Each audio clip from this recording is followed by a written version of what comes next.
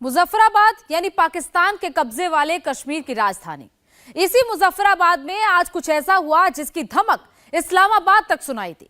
पूरा पीओके आज ठप था। ना दुकानें खुली, ना बाजार, ना स्कूल, ना कॉलेज और ना ही दफ्तर। लेकिन पीओके की सड़कें खचाखच भरी हुई थी। इलाके का एक एक बाशिंदा घरों से बाहर निकल आया और सबकी जुबान से पाकिस्तानी फौज और सरकार के खिलाफ नारे, बम और गोलियों की तरह बरस रहे थे। जिस पीओके को पाकिस्तान ने कश्मीर में आतंकवाद के लॉन्च पैड की तरह तैयार किया था, उसने पाकिस्तान के खिलाफ ही ऑपरेशन लॉन्च कर दिया है।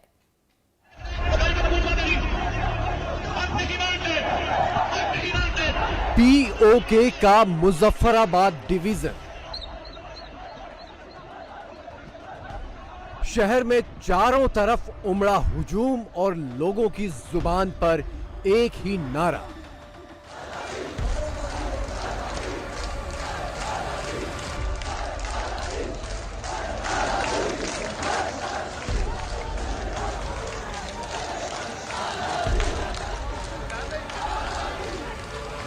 मुजफ्फराबाद के लोगों के हाथों में कश्मीर का पुराना झंडा है और शहर में आग लगी है।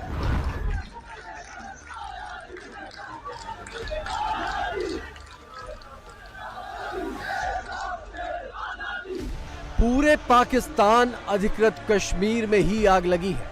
पाकिस्तान से अलग होने और भारत में शामिल हो जाने की होड़ सी लगी है। लेकिन पीओके के इस हिस्से में ऐसे नारे सुनाई देना थोड़ा अलग बात है।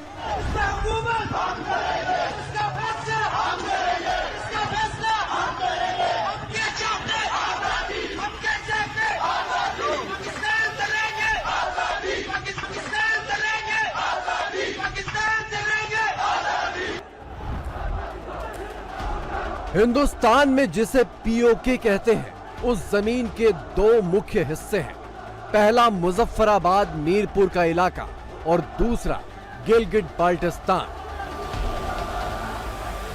गिलगित बाल्टिस्तान में भारत से जुड़ने की मुहिम काफी वक्त से चल रही है।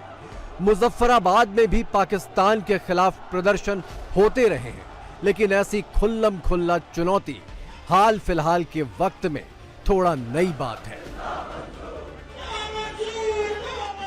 जहाँ कहीं भी आप मौजूद हैं, 5 सितंबर को हम 2 डिवीजन, 31 को एक डिवीजन और 5 सितंबर को हम बाकी के पुंछ और मीरपुर डिवीजन को हम यहाँ पे ऐलान करते हैं कि उस दिन रज़ाकाराना तौर पर कोई पहिया नहीं चलेगा, कोई शटर नहीं खुलेगा, कोई इदारा नहीं खुलेगा और सड़क पर कोई गाड़ी नहीं आएगी, और अगर कोई सरकारी गाड़ी आएगी तो उसको हम रोकने का ऐलान करते हैं। उसको हम जो है ना वो नहीं गुजरने देंगे। और इस हवाले से मैं आप तमाम ओवरसीज कश्मीरी भाइयों से गुजारिश करता हूँ, बेल्जियम में, हॉलैंड में, बरतानिया में, कनाडा में, अमेरिका में, जहाँ कहीं भी आप मौजूद हैं, जहाँ आपके नज़दीक कोई कौंसलेट मौजूद है पाकिस्तानी, कोई एम्बेसी मौजूद है पाकिस्तानी, आप वहाँ जाएं। पीओके पर अपना नाजायज कब्जा बनाए रखने की कोशिश में पाकिस्तान इस पूरे इलाके में शिया सुन्नी वाला खेल खेल रहा है। मुजफ्फराबाद मीरपुर के इलाके में पहले ही पाकिस्तान से लाकर सुन्नी आबादी बढ़ाई जा चुकी है, जबकि गिलगित बाल्टिस्तान में सुन्नियों की तादाद बढ़ाने की साजिश जारी है। मुजफ्फराबाद में शिया अल्पसंख्यक हो चुके हैं, जबकि गिलगित बाल्टिस्तान में शियाओं की तादाद 80% से 50% पर आ गई है। मुजफ्फराबाद में सुन्नियों की ही चलती है, जबकि गिलगित बाल्टिस्तान में अभी शिया सुन्नी फसाद हो रहे हैं। शिया सुन्नी जान चुके हैं कि हमें आपस में लड़ाने वाला कौन है, पता चल गया ना। शिया सुन्नी को पाकिस्तान में लड़ाने वाला कौन है पता चल गया है हमें। और पाकिस्तानी हुक्मरानों को मैं कहना चाहता हूँ, ये कौन है जो शिया सुन्नी को लड़ा के अपने मकासद पे पहुंच रहे हैं? ये कौन है जो जीबी असेंबली में जमहूरियत पर डाका डाल रहे हैं? ये कौन है असेंबली में भी शिया सुन्नी लगाकर वहाँ पे हुकूमत करना चाहते हैं? ये कौन है बीजेपी असम्बली की तौहीन करना चाहता है। ये कौन है जो हमें लड़ा के हम पे हुकूमत करना चाहते? कौन है ये? कौन है? पता है? पता है? मैं खुल के मुंह कहना चाहता हूं। अब ये पता चल गया। अब सवाल उठता है कि मुजफ्फराबाद में पाकिस्तान के ही बिठाए पिट्ठू यानी सुन्नी मुसलमान खुद पाकिस्तान के खिलाफ क्यों हो रहे हैं?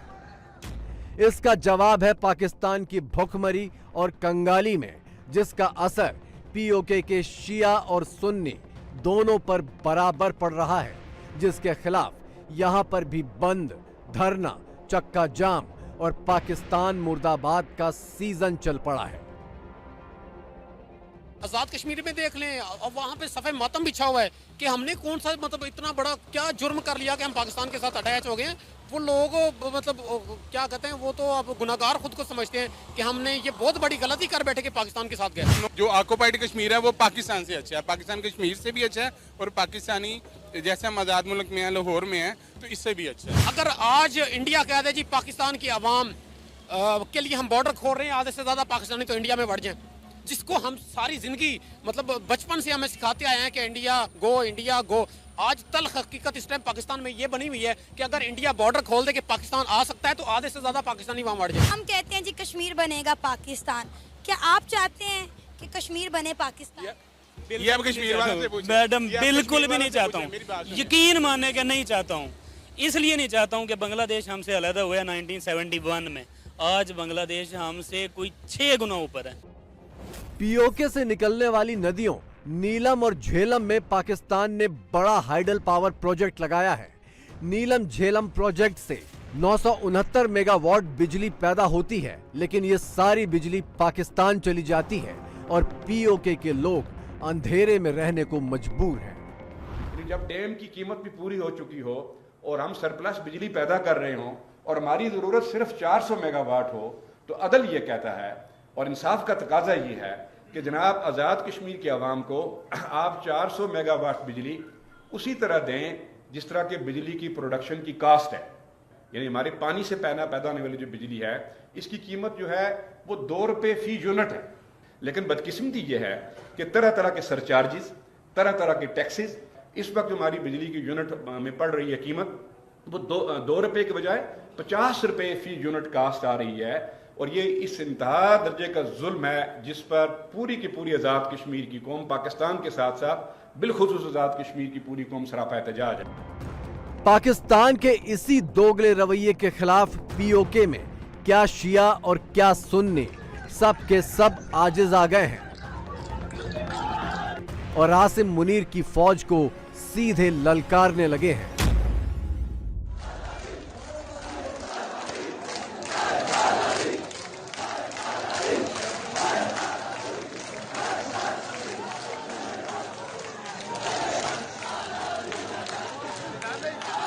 आप तस्वर नहीं कर सकते कि हमें कितनी मुश्किलात का सामना था।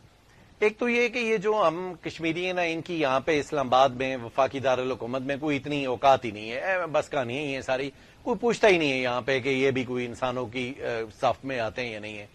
तो चूंकि यहाँ पे जो हमारी वफाकी ब्यूरोक्रेसी है, जो मैं समझ सकूँ थोड़ा बहुत, ये हमें थोड़ा निचले दर्जे के इंसान तो समझने का खैर रवाज ही नहीं है पाकिस्तान में, लेकिन ये जरा और निचले दर्जे में हमें समझा जाता है। कश्मीर को आजाद करवाने की सनक में 76 साल से जी रहे पाकिस्तान ने अपने अवैध कब्जे वाले कश्मीर का नाम ही आजाद कश्मीर रख दिया है, लेकिन वहां की आजादी कैसी है? बहुत जुल्म हो रहा है हमारे साथ।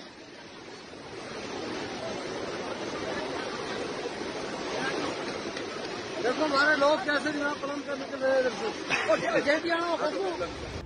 मुजफ्फराबाद, मीरपुर हो या गिलगित बाल्टिस्तान, पूरे पीओके में ना तो सड़कें मिलेंगी, ना अस्पताल, ना कोई बुनियादी सुविधा, और तो और अब आटा बिजली भी नसीब नहीं हो रहा है। कहने को तो पाकिस्तान ने यहाँ पर एक प्रधानमंत्री भी बिठा दिया है, लेकिन उस पीएम की हैसियत क्या है?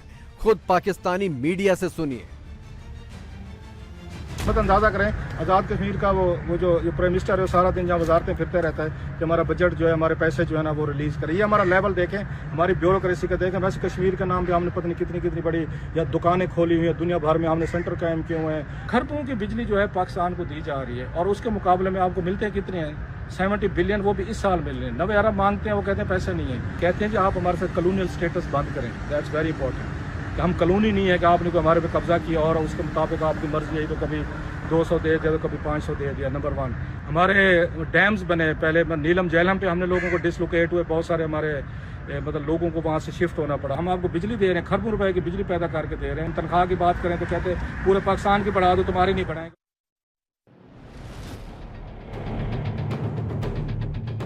मुजफ्फराबाद मीरपुर की तुलना में गिलगित बाल्टिस्तान में आग ज्यादा तेजी से भड़क रही है, क्योंकि सुन्नी घुसपैठ की पाकिस्तानी साजिश से यहां का सामाजिक ताना बाना भी खतरे में पड़ गया है।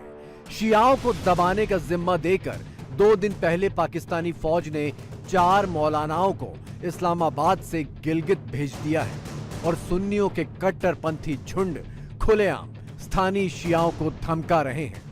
आज हम इन बल्तिस्तान के रहने वाले मलऊनों को ये बताना चाहते हैं कि फिजा के अंदर भी इंशाअल्लाहुल अजीज सहाबा के परवाने, सहाबा के मस्ताने, सहाबा के दीवाने तुम्हें टकरा जाएंगे और तुम्हें पास पास करके रख देंगे। और तुम्हारे लिए हम इस 500 किलोमीटर में बसने वाले मुसलमान तुम्हारे लिए इन 500 किलोमीटर के अंदर कब्रिस्तान बना देंगे। आटे, बिजली और पेट्रोल का रोना तो इस इलाके में पहले ही था। स्कूल कॉलेजों को भी पाकिस्तान ने वसूली का अड्डा बना लिया है। गिलगित की काराकोरम यूनिवर्सिटी के छात्र फीस में इजाफे के खिलाफ सड़क पर उतर आए हैं।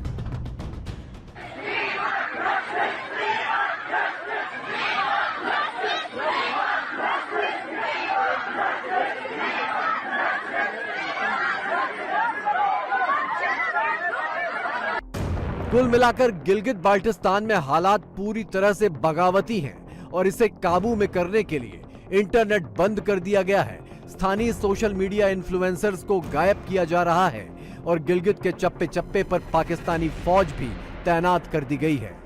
चंद्रयान 3 जो लैंड हुआ है उसने पाकिस्तान और पीओजेके के अवाम का दिमाग जो है ना पलटी खा गया कि ये क्या हो रहा है और हमारे साथ क्या हो रहा है। ये फैलते फैलते पूरे पीओजेके में फैला। आज पूरा जो आप जिसको आप आजाद कश्मीर कहते हैं वो पूरा आज बंद था, पूरा शटर डाउन स्ट्राइक और कोई चीज भी वहां पे आज चल नहीं रही थी सिवाय लोगों के जो जुलूसों में और धरनों में जा रहे। आज तो वहां गेंती और वो बेलचे लेकर लोग खंबे उखाड़ रहे हैं, खोद रहे हैं उनको और उखाड़ रहे हैं कि ले जाओ, ये पाकिस्तान को कह रहे हैं ले जाओ अपने खंबे और ले जाओ अपनी तारें। जो अब लग ये रहा है कि वो एक आउटराइट रिबेलियन की सूरत इख्तियार कर सकता है। इतनी टेंशन है वहां पे।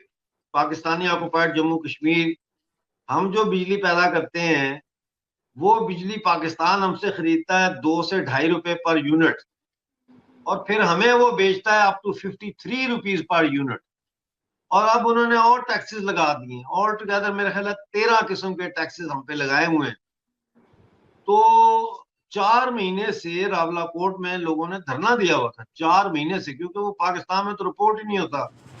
एलओसी के उस पार आग लगी है तो इस तरफ का नजारा इन दिनों कुछ ऐसा है। दुनिया भर की खूबसूरती का यहाँ जमावड़ा लगा है। जम्मू कश्मीर दुनिया के नक्शे में अपनी नई पहचान बना रहा है। 2 कश्मीर के बीच का ये फर्क अब पाकिस्तानियों की जुबान पर भी आने लगा है। जो हमारे पास कश्मीर है हमने भी उस पर कब्जा किया हुआ है, क्योंकि वो रहना तो चाह नहीं रहा, कह रहे हमें आजाद करो। ये तो हम कुछ भी नहीं कह सकते कि आप देखें जिस तरह अवाम की अपनी मर्जी होगी उधर ही होगा ना। कि दूसरी बात ये है कि पाकिस्तान ज़बरदस्ती तो कर ही नहीं सकता किसी के साथ भी। अगर वो अवाम चाहती है कि हम नहीं रहना चाहते तो इसमें कुछ भी नहीं कोई कर सकता। कश्मीरी नहीं आना चाहते, अब क्या करें। वो कहते हैं आप आज आपके पास कुछ खाने को नहीं है, हम कल आगे हमारा क्या हाल करोगे आप लोग। इसकी क्या वजह है?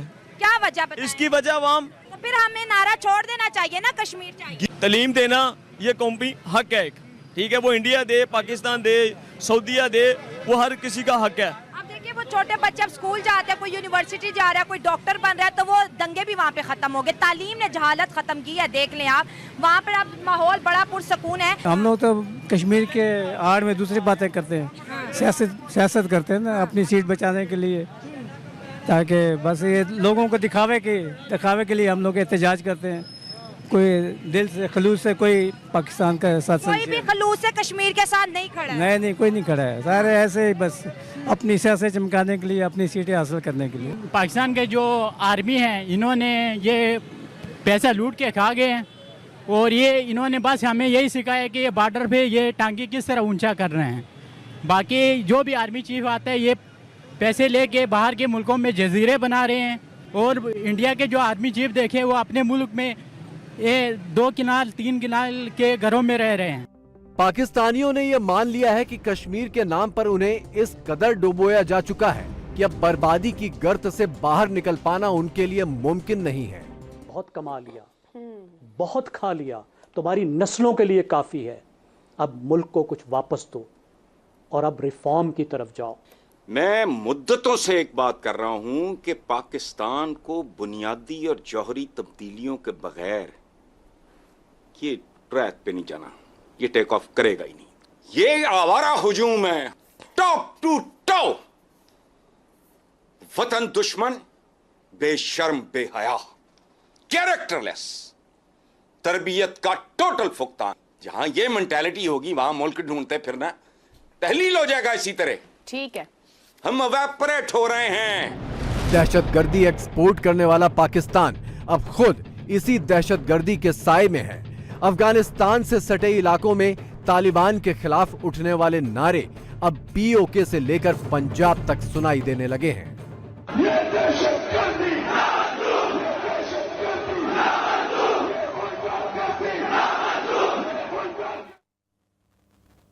इंडिया टीवी हर वक्त हर जगह डाउनलोड करने के लिए सर्च करें India TV news Google play store या ऐप स्टोर पर।